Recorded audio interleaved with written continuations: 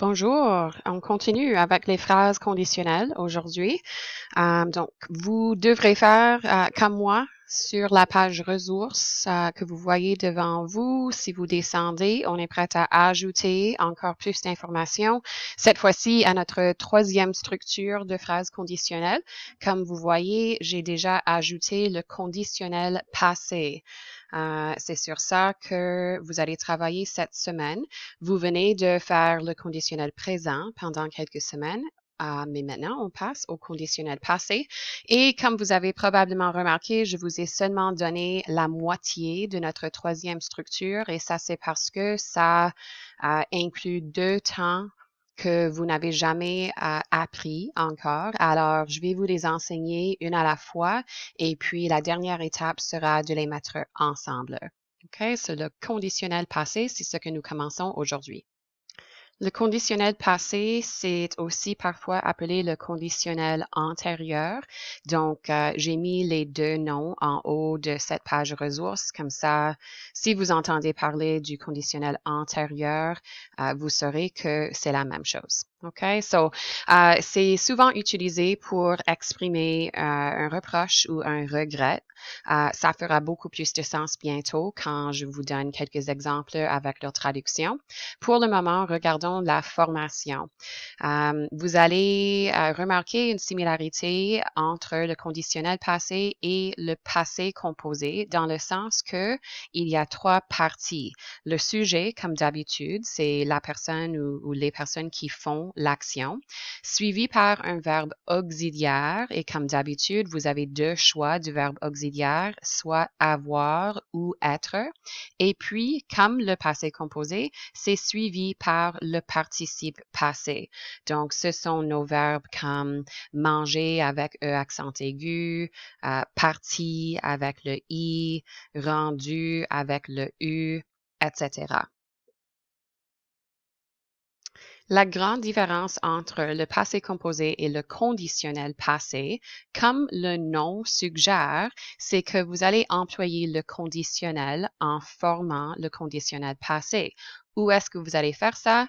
Dans le verbe auxiliaire. Alors, comme c'est écrit en orange, là, l'auxiliaire, le verbe avoir ou être, sera conjugué au conditionnel présent. Alors, ça, c'est pourquoi c'était important d'apprendre le conditionnel présent avant d'apprendre le conditionnel passé, car il faut utiliser le conditionnel présent en faisant le conditionnel passé. Alors, dans le tableau, vous avez quelques trous à remplir vous-même. Je vous ai donné certaines, mais des autres, je crois que vous êtes capable de le faire. Quand même, on peut le faire assez vite ensemble. Donc, regardons sujet je. On commence avec la colonne pour le verbe avoir. Donc, nous savons très bien maintenant que avoir au conditionnel présent pour je devient aurait avec AIS. Puis tu aurais, AIS, c'est déjà là. Il, elle ou on aurait, AIT. Nous aurions, IONS. Vous auriez, IEZ. Et finalement, il, elle pluriel, aurait, A-I-E-N-T. Okay. Passons à la deuxième colonne pour le verbe être au conditionnel présent. Je serai, A-I-S. Tu serais, même chose, A-I-S. Il, elle, on serait, A-I-T. Nous serions, I-O-N-S. Vous seriez, comme c'est là, I-E-Z. Et il, elle, pluriel, serait, A-I-E-N-T.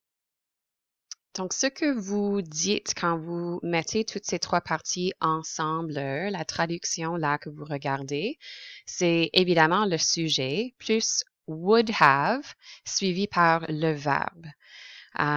Donc, je vais vous montrer 3 exemples séparément que vous voyez là devant vous. Une avec l'auxiliaire avoir et 2 avec l'auxiliaire être. Rappelez-vous de comment savoir s'il faut utiliser l'auxiliaire avoir ou être. Comme avec le passé composé, vous savez toujours si c'est un verbe Dr. Mrs. Vandertramp que l'auxiliaire devrait être le verbe être. Aussi, si c'est un verbe réfléchi. Et n'oubliez pas que l'indice d'un verbe réfléchi, c'est si vous voyez le pronom réfléchi se. Alors, ça sera par exemple à se laver. Et dans ces deux cas, donc, les verbes Dr. Mrs. Vandertramp ou un verbe réfléchi, il faut employer l'auxiliaire être.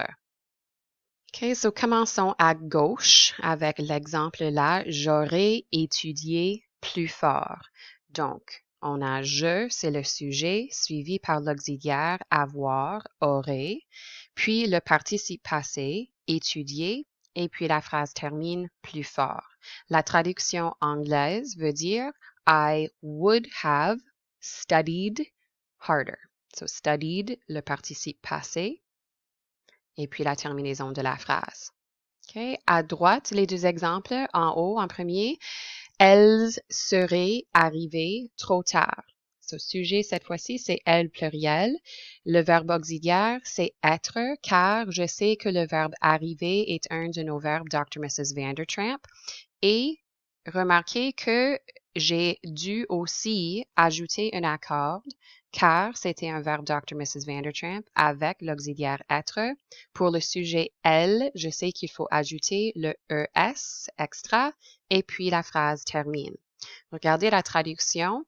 They would have arrived too late. They would have arrived too late. Voilà. Deuxième exemple avec l'auxiliaire être, nous serions lavés.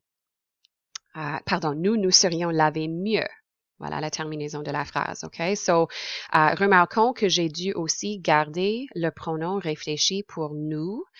Et vous vous rappelez probablement je, me, tu, te, il, se, nous, vous, et il, elle, se. OK, so nous, puis l'auxiliaire être conjugué au conditionnel présent, serions. Laver, c'est le participe passé. Encore une fois, j'ai dû ajouter un ou deux accords, possiblement. Le S est obligatoire parce que nous savons que nous est un sujet pluriel. Le E, on ne sait pas certainement, donc je l'ai mis entre parenthèses. Et la traduction de cet exemple, we would have washed ourselves better. Ourselves, parce que c'est le verbe réfléchi, ça veut dire que nous lavons nous-mêmes, on ne lave pas quelque chose ou quelqu'un d'autre.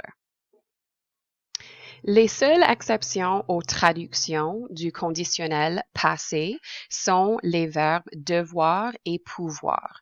Au lieu de se traduire à would have plus le verbe, ces deux verbes ont leur propre sens. Même chose qu'avec le conditionnel présent, ces deux verbes ont un sens différent. Donc, regardez, devoir. Donc, par exemple, si je dis j'aurais dû, tu aurais dû, elle aurait dû, etc. Le sens anglais veut dire I should have, you should have, she should have. Le verbe pouvoir à gauche, à droite, là, se traduit à j'aurais, la version française j'aurais pu se traduit à I could have. Tu aurais pu, you could have. Il aurait pu, he could have. OK, so d'habitude, ça sera would have, mais pour ces deux exceptions, ça change le sens anglais. So vraiment, le conditionnel passé est utilisé pour exprimer l'expression que nous utilisons souvent en anglais, shoulda, coulda, woulda. N'est-ce pas? Should have, c'est le verbe devoir. Could have, c'est le verbe pouvoir.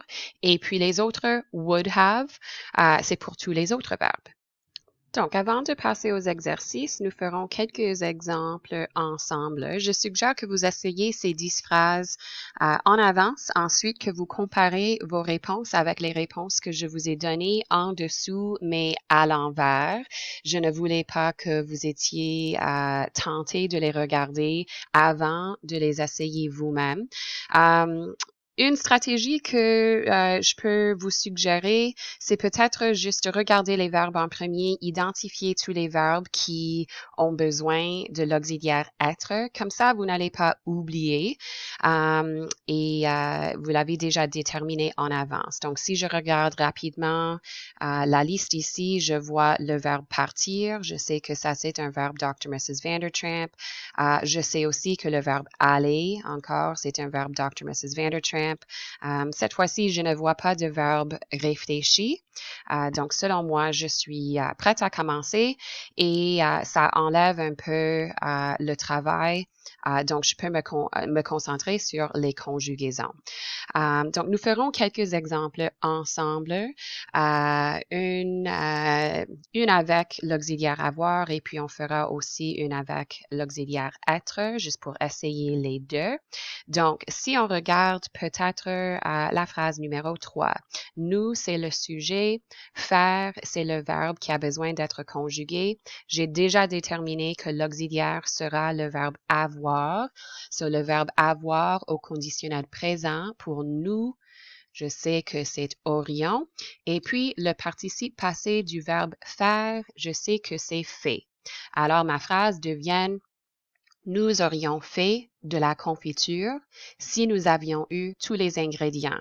La traduction, we would have made, dans ce cas, le verbe faire, ça veut dire made, c'est pas toujours do. So, we would have made jam, de la confiture, si nous avions eu tous les ingrédients. If we had had all of the ingredients. OK, voilà un exemple. Passons à la phrase numéro 4.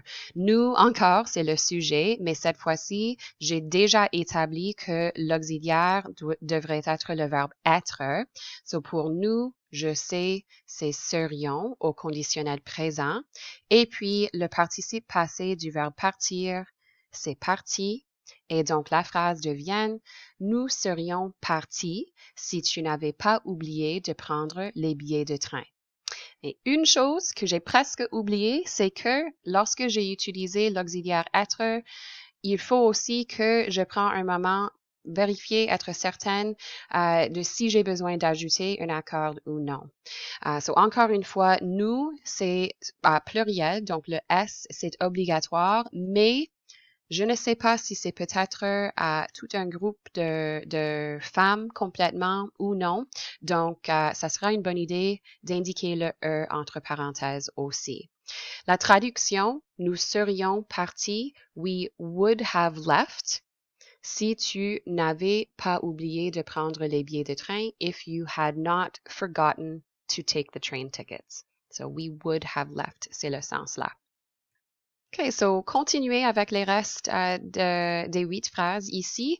Et comme je vous ai suggéré, comparez vos réponses aux réponses que je vous ai données en dessous de ces 10 phrases. Et puis, soyez certaine de me demander des questions ou de la clarification si nécessaire. C'est très important de bien comprendre. Ensuite, si vous êtes prête, vous pouvez passer aux 2 exercices que je vous ai donnés à faire cette semaine et comme d'habitude, je partagerai les réponses avec vous la semaine prochaine. OK? Bon courage et bonne journée.